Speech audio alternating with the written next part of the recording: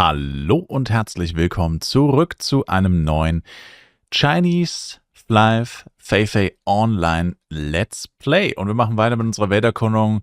Ja, sorry, dass sich das so in die Länge zieht, aber es dauert halt wirklich lange. Allein bis ich hier rüber geflogen bin. Also letztes Mal haben wir aufgehört hier.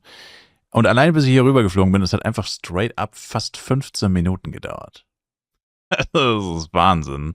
Ich weiß auch nicht, warum die Wege so weit sind. Oder vielleicht liegt es auch wirklich daran, dass das Board so langsam ist. Ehrlich gesagt, so langsam glaube ich auch wirklich, es liegt einfach am Board. Das ist einfach zu langsam für die Distanz. Ja. Also wir sind hier bei der Aowei Sandbank, heißt das Gebiet. Und hier haben wir, also ich bin bei den, also hier zu den gefrorenen Ruinen.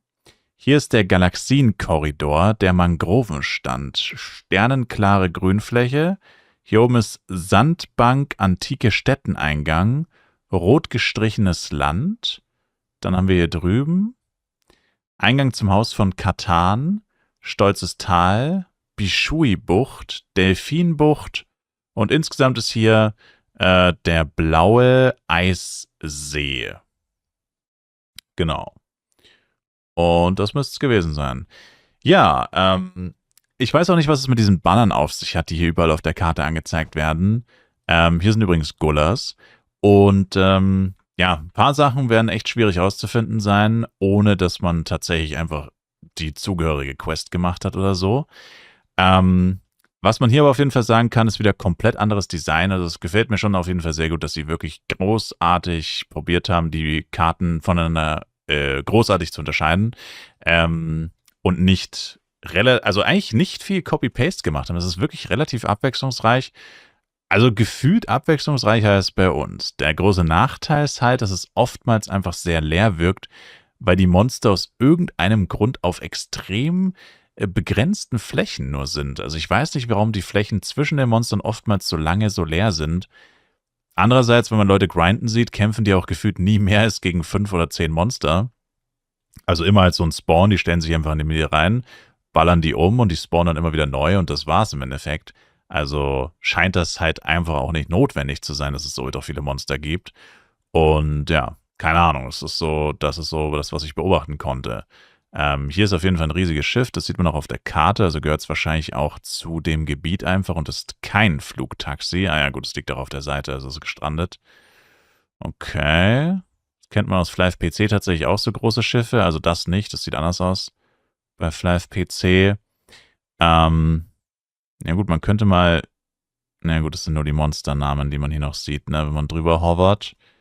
Ja, ich weiß nicht, was es mit diesen Bannern auf sich hat. Das wäre natürlich noch sehr interessant. Oida, da ist Gold rausgefallen aus dem Schiff. Okay, das ist echt cool, muss man sagen. Kann man da auch reingehen? Da kann man tatsächlich auch reingehen. Damn. Das gefällt mir tatsächlich sehr gut. Das finde ich cool. Sowas gibt es bei uns jetzt auch. Na gut, in Kriton gibt es einen Goldberg. Ja, was es mit diesen Bannern auf sich hat, also man sieht auf jeden Fall auch gar nichts. Also was auch immer es damit auf sich hat, man sieht es nicht. Also wird es wahrscheinlich irgendwas sein. Oh, da ist auch eine Galionsfigur vorne drauf. Okay, hier sind Monster. Okay, das sind Monster, die nicht auf der Karte angezeigt werden, weil das hier sind der Merrill. Die kennen wir, die brauchen wir jetzt nicht unbedingt angucken. Na, meint, da sind sie sowieso schon. Ja, die kennen wir natürlich, die sind uninteressant. Und dann wäre für mich auch noch interessant, ist der komplette See jetzt einfach leer?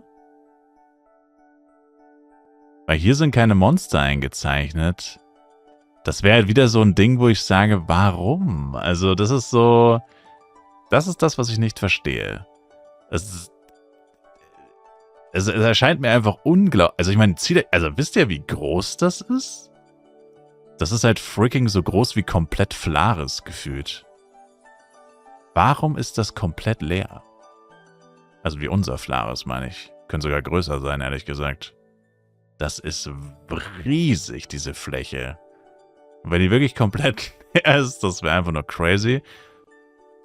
Alter, hier sind einfach Cranes, aber irgendwie als Quest-Item und ein bisschen in einer anderen Farbe.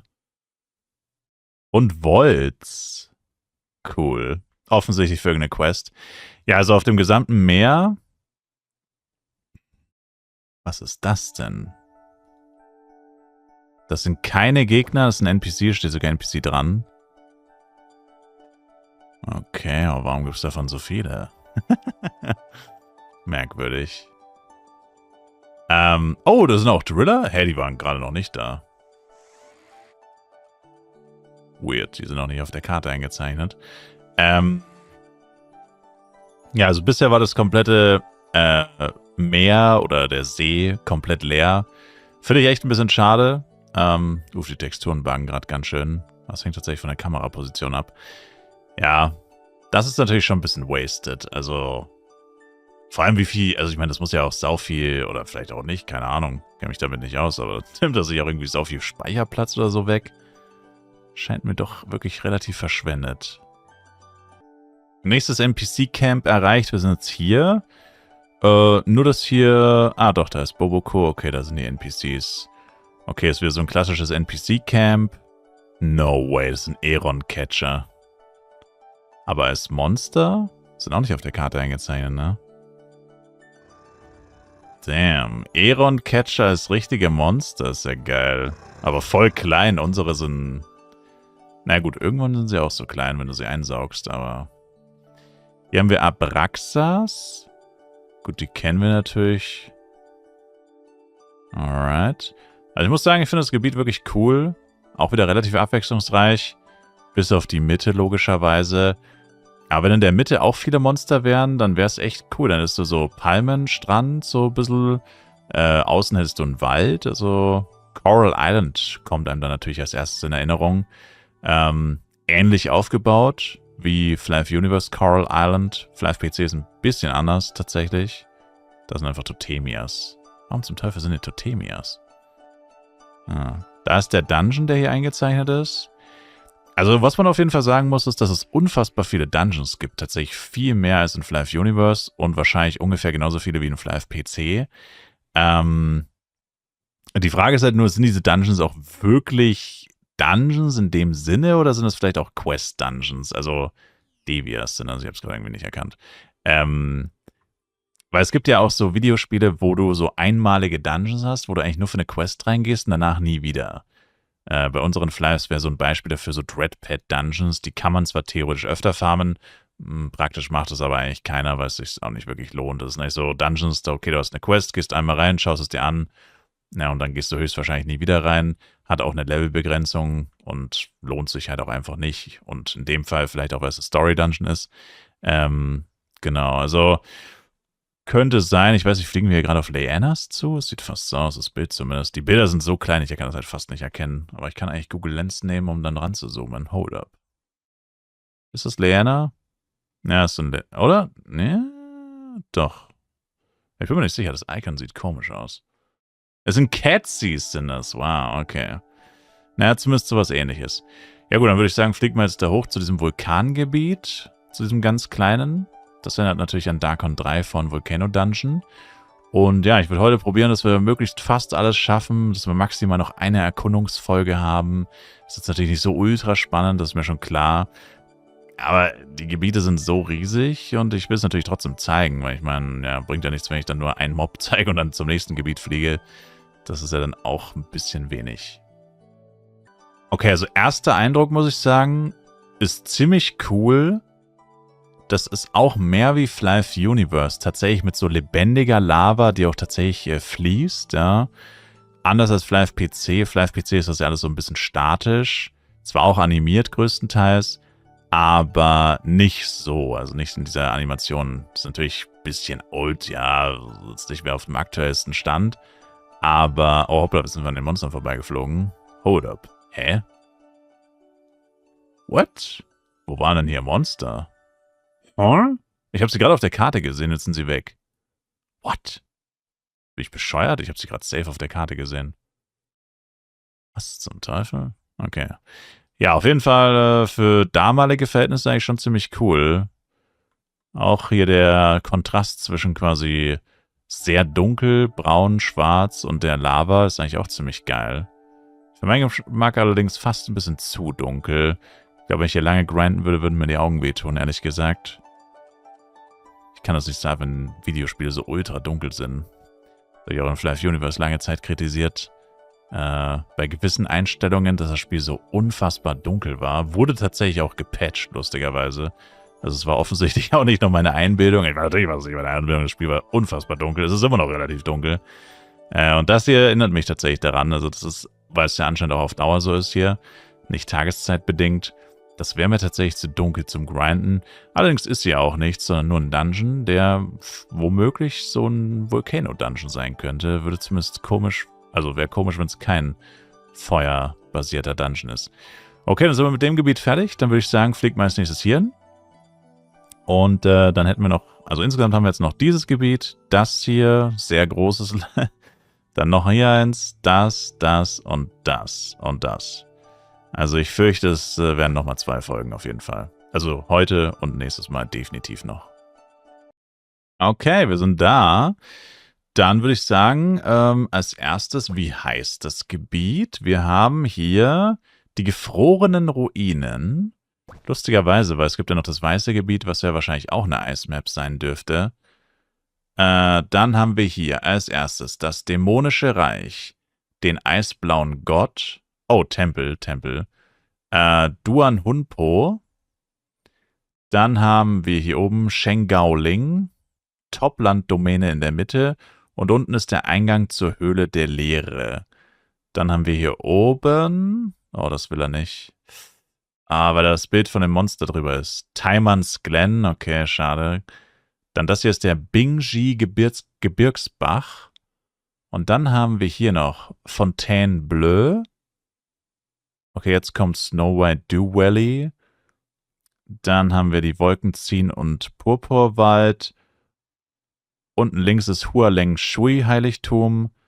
Und unten rechts haben wir Geisterhügel. Und das andere beide, also die beiden bei den Pfeilen, die Orangen, sind immer die Gebietsmarkierungen für die nächsten beiden Karten einfach. Also die kennen wir schon. Beziehungsweise, ja, werden wir sie noch kennenlernen. Okay.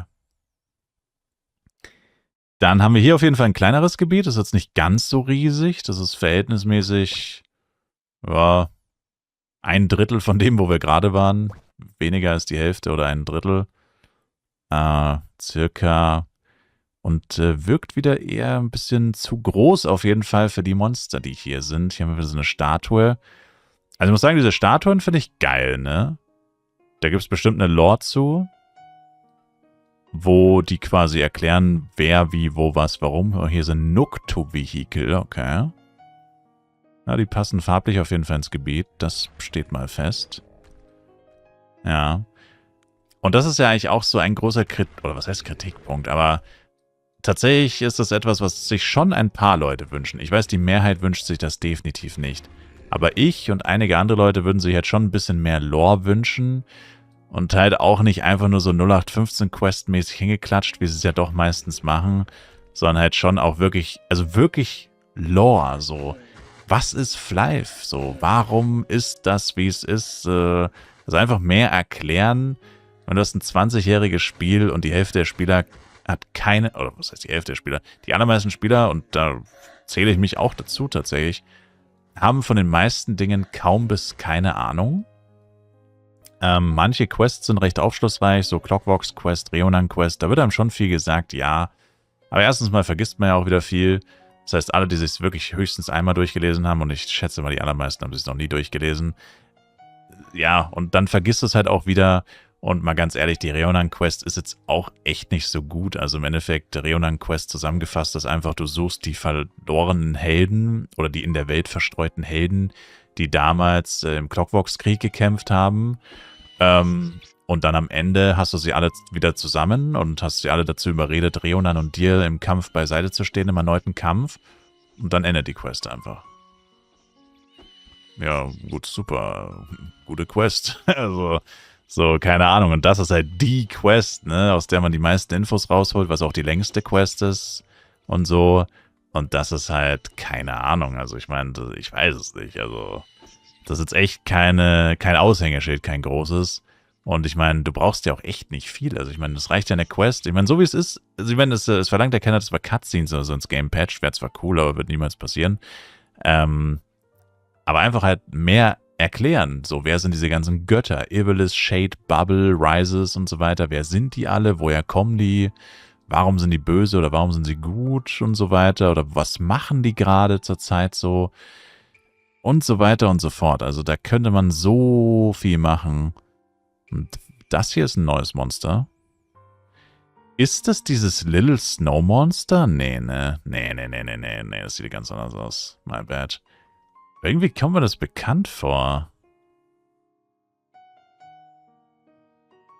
Aus irgendeinem Grund kommt mir das viel bekannt vor. Aber könnte ich sagen, von wo? Also ich glaube tatsächlich auch nicht von Flive. Also ich glaube, ich habe das schon mal irgendwo anders gesehen.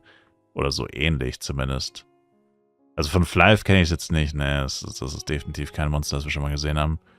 Würde mich sehr wundern. Das habe ich noch nie gesehen in Flive. Ne. Aber es kommt mir irgendwie bekannt vor. Also so oder so ähnlich habe ich es auf jeden Fall schon mal gesehen. So was Ähnliches. Okay, das hier ist auf jeden Fall ein bisschen chilligeres Gebiet. Grafisch finde ich es aber tatsächlich ziemlich top, muss ich sagen.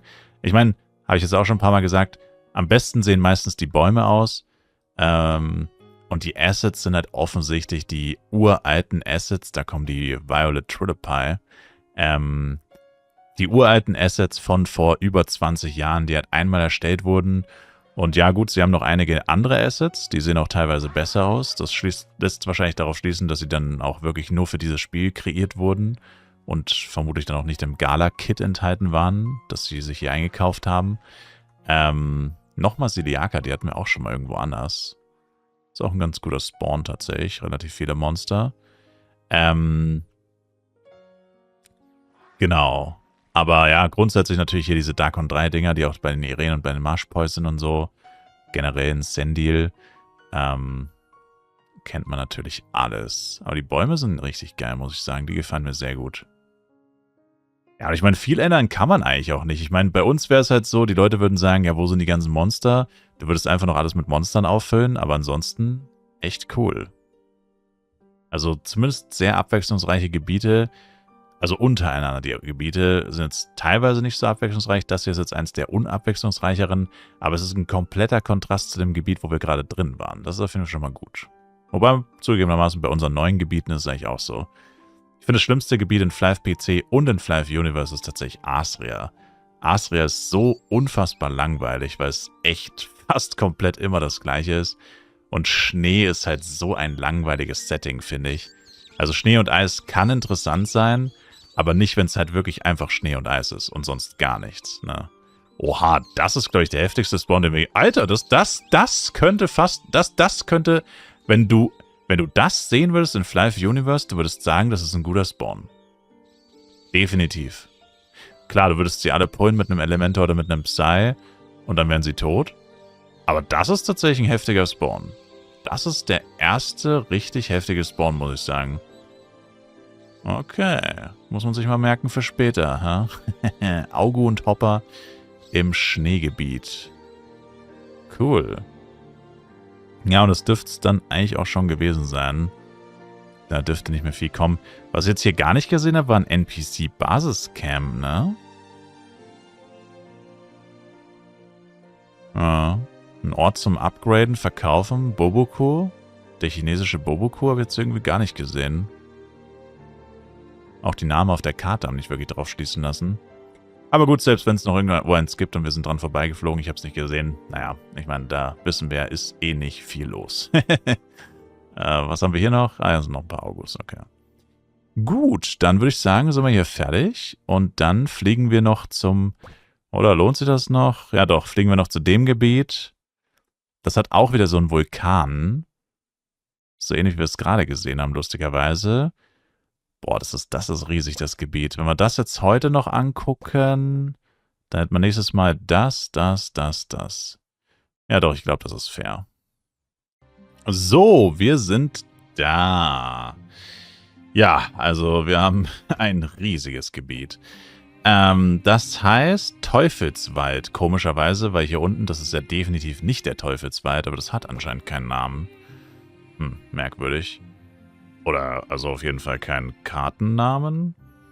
Also, uiuiuiui. Also, hier haben wir Eingang zum Elf Valley, das war der Dungeon, den wir noch gesehen haben. Blutschädel Array, Krähengrat, der dunkle Labyrinthmund, dann hier haben wir Teufelstal, hier haben wir Runenstein Schwertwald, Flammenversteck, Meteoritenpartikel, dann haben wir hier oben Blutahorn Hängebrücke, dann drüber Pavillon-Ruinen, ganz rechts verfluchter alter Turm, Talisman-Hängebrücke, sehr viele Hängebrücken in dem Spiel. Dann haben wir die goldene Steinreihe, dann hier oben haben wir den dunklen, geschmolzenen Gefängniseingang. Das klingt einfach pervers geil. Wahrscheinlich ist es, der Name ist wahrscheinlich das epischste dran. Dann haben wir verlassen das Haus. Hier haben wir Jin Pen Ao, was auch immer das bedeutet. Oder hatten wir das davor schon? Ah, ich glaube, das hatten wir schon, oder? Jetzt hat es wieder auf, nee, heißt immer noch Jin Pen Ao, okay. Drunter haben wir Juggernauts Auge, darunter Ludwigs kleine Höhle. Hütte, Entschuldigung. Hier unten haben wir die Meteoreiseninsel und der Eingang zur Meteoritenhöhle. Und dann hier oben haben wir noch die Hitado-Ruinen, den purpurnen Sumpf und die Ginty Mansion, also die Ginty Villa. Und Eingang zur Schneehöhle ist hier noch. Wow. Also ganz schön viel. Sehr viel benannt auf jeden Fall auch. Ich frage mich die ganze Zeit, ob so ein Flugtaxi schneller wäre, aber dann sehe ich die Flugtaxis und die sind ultra langsam. Hier sind einfach La Wolfs und Banks. Das ist einfach Flares. Ja, nee.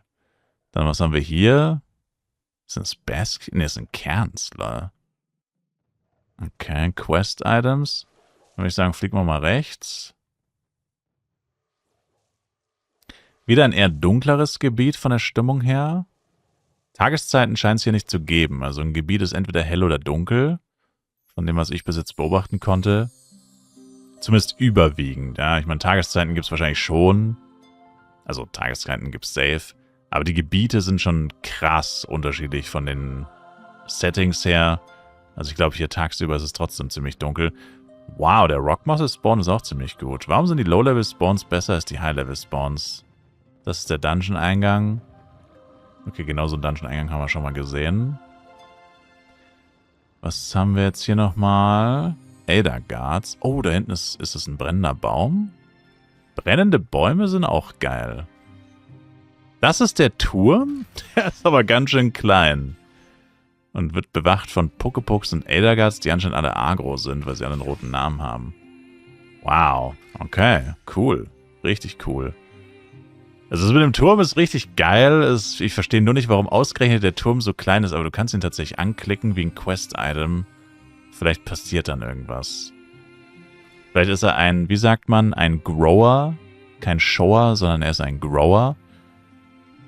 Vielleicht war das Wasser unter der Dusche sehr kalt, deswegen ist jetzt in dem Fall so, was? Wow, okay, ich glaube, wir fliegen auf das Coolste bis jetzt zu. Das sieht pervers geil aus. Wow. Hier steht lustigerweise auch nirgendwo mehr Boss, ne? Dieses Boss ist verschwunden aus den Gebieten. In den ersten paar Gebieten, die wir uns angeguckt haben, gab es überall dieses Boss und das gibt es jetzt hier nicht mehr. Plus 10 plus 5? Ich habe Angst. Was passiert jetzt? Okay. Warte mal, der Text, der da steht, kam der jetzt wegen dem plus 10? Der kam wegen dem plus 10. Was heißt das? Was heißt das? Lassen Sie die Blase platzen und erhaltet 10 Punkte Auftriebsenergie. Ah, okay. Ich weiß leider nicht, wie man die benutzt. Also es ist wahrscheinlich dieser Boost. Acceleration ist damit wahrscheinlich gemeint.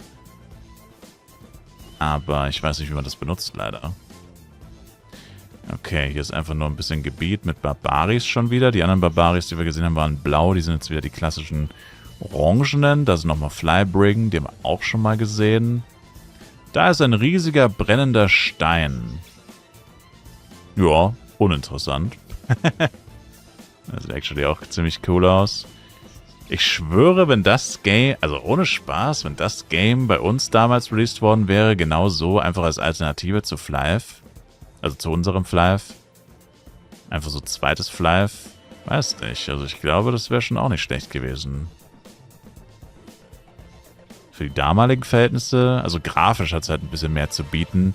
Nicht unbedingt, dass es schön aussieht, aber mehr Animationen und doch deutlich mehr Abwechslung, finde ich persönlich.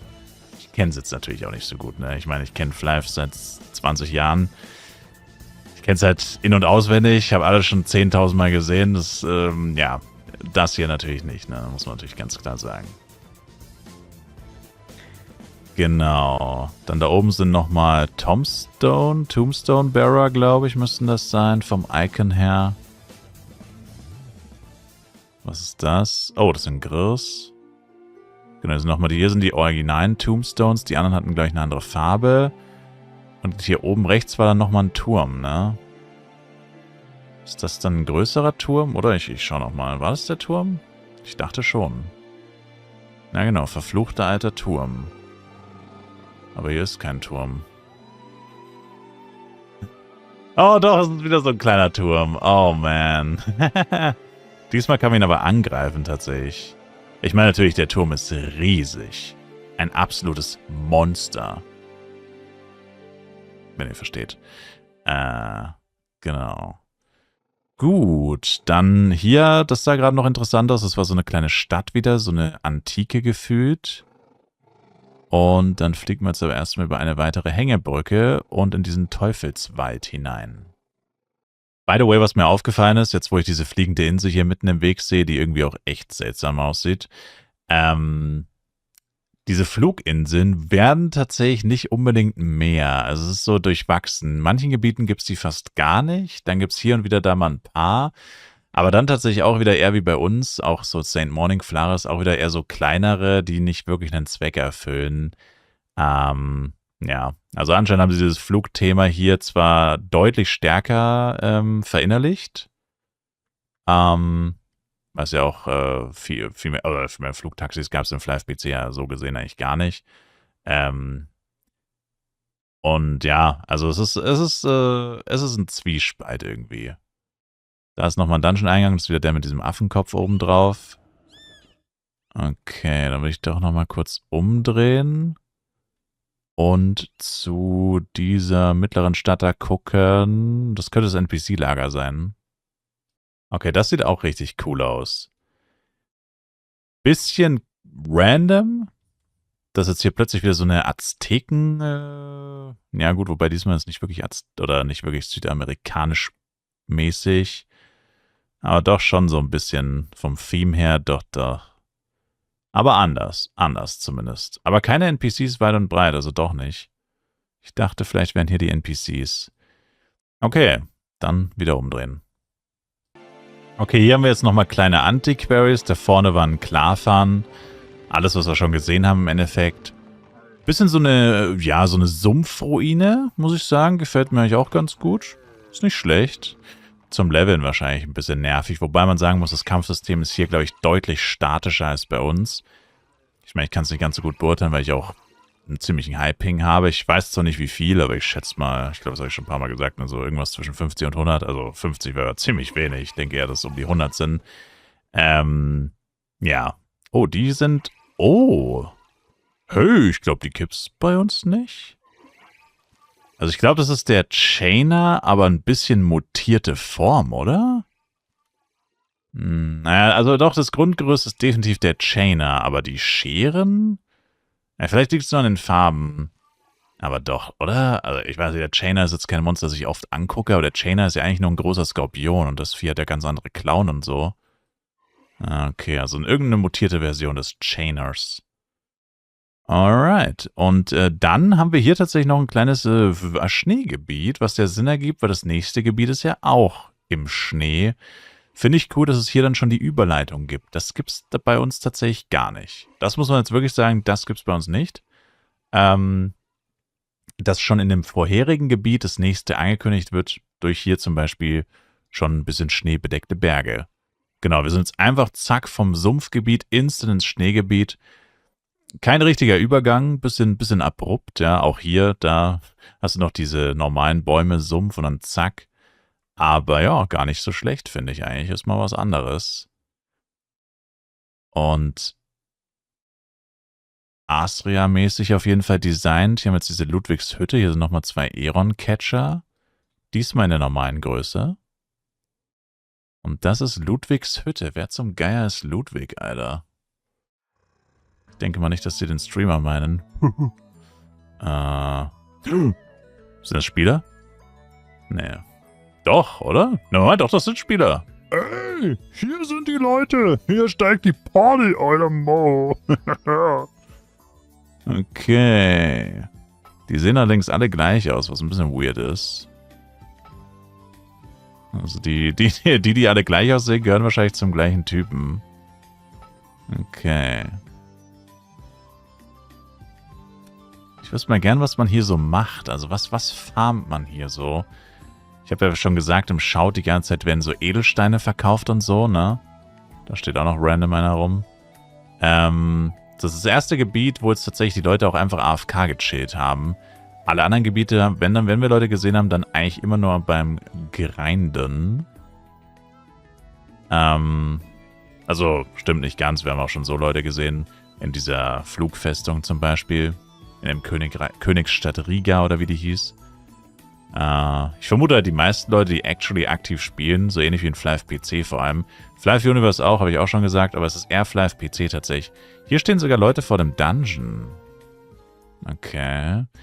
Es könnte auf jeden Fall ein Hinweis sein, dass das ein sehr relevanter Dungeon ist, wenn die Leute hier wirklich auch in der Stadt stehen. In der Stadt, in Anführungszeichen. Und sogar hier auch vorm Dungeon. Dann könnte das ein relevanter Dungeon sein tatsächlich, der wirklich aktiv gefarmt wird. Und genau das ist es halt, ne? Das, was die Leute bei Flive PC halt auch nicht verstehen und schon seit Jahren anscheinend nicht verstehen, also ich habe da in letzter Zeit wieder mit ein paar Leuten geredet, ist halt, also Flive PC im Speziellen ist halt wirklich so, die Leute sind nur in Dungeons in Flive PC. Du gehst nach Flares und höchstens, um dich zu buffen, Inventar lernen und dann bist du wieder eine halbe Stunde nur in Dungeons. Dungeons, die ganze Zeit. Also die Leute, die wirklich aktiv spielen, die sind nicht in Flares. In Flares sind die Shops, ja. Da gehst du hin zum Inventar lernen, da ist halt die Basis, ja, von der alles ausgeht. Da kauft man, da handelt man, da verkauft man. Da ist alles gebündelt, aber du bist nicht in Flares. Ja, du bist da nicht aktiv. Also außer du guckst gerade Shops durch oder es ist irgendein Event oder so. Aber wenn du aktiv spielst, dann bist du auch meistens nicht in der Open World. Weil in der Open World sind nur die Low-Bobs, die noch leveln müssen. No front. Und alle Leute, die wirklich das Spiel spielen, die sind in Dungeons. Und ich habe die starke Vermutung, dass das hier tatsächlich auch so ist. Weil ich kann mir auch nicht vorstellen, dass diese ganzen Items aus dem Shout, dass die alle in der Open World gedroppt werden. Wäre auch Schwachsinn. Ich meine, in welchem Game sind High-Level-Items oder die Items, die ganze Zeit gehandelt werden? Und man sieht ja, wie viel die ganze Zeit geschautet wird, ne? Permanent quasi. Ja, also offensichtlich wird da ja viel gehandelt und diese Items werden ja höchstwahrscheinlich irgendwo herkommen, wo es ein bisschen schwieriger ist, die zu bekommen. Es gibt anscheinend sogar ein Penya-Icon oder ein Geld-Icon. Das ist aber nicht mal animiert tatsächlich. Okay, dann freuen wir uns nächstes Mal noch auf 3 weitere Gebiete. 4, Entschuldigung. Also das hier, das und das zähle ich mal zusammen. Das dürfte ein bisschen schneller gehen, weil das riesigste Gebiet tatsächlich müsste eigentlich das hier sein. Ja, die beiden. Also das hier unten, das haben wir ja schon. Und das hier oben, das sind so wirklich die fettesten, weil die ja doch wirklich einfach riesig sind. Ich meine, hier ist halt viel verschwendeter Platz leider. Gut, ist so. Hier unten war, glaube ich, auch relativ viel, zugestellt mit Gebäuden und so. Aber ja, mir macht das echt Spaß, einfach nur die Karte abzufliegen und keine Sorge, ich level dann auch wieder, wir questen dann auch weiter, weil ich will definitiv mehr sehen und ich will auch ein bisschen mehr verstehen einfach, um dann auch gegebenenfalls wieder Vorschläge in Flive Universe einbringen zu können. Ich weiß auch gar nicht, ob die Flive Universe Devs dieses Spiel kennen. Also im Speziellen jetzt, ich meine, dass es existiert, wissen sie safe und gesehen wahrscheinlich auch schon mal, aber ob sie es selber schon mal gespielt haben oder ob sie auch Zugriff auf die API vielleicht haben oder auf Daten, bezweifle ich sehr stark, ehrlich gesagt, aber könnte ja sein. Ja, dass man hier vielleicht noch ein bisschen was mitnimmt. Das Flugtaxi-System offensichtlich scheint hier fast 1:1 zu funktionieren wie in Flive Universe, nur dass sie deutlich langsamer sind als bei uns. Genau. Dann sage ich danke euch fürs Zuschauen. Ich würde mich wie immer sehr über ein Like, Kommentar, ein Abo von euch freuen. Für die Playlist zum Fei Online Let's Play kommt ihr in der Videobeschreibung und schaut auch gerne auf Twitch vorbei. Ich bin jeden Tag live auf Twitch. Haut rein, bis zum nächsten Mal und ciao, ciao.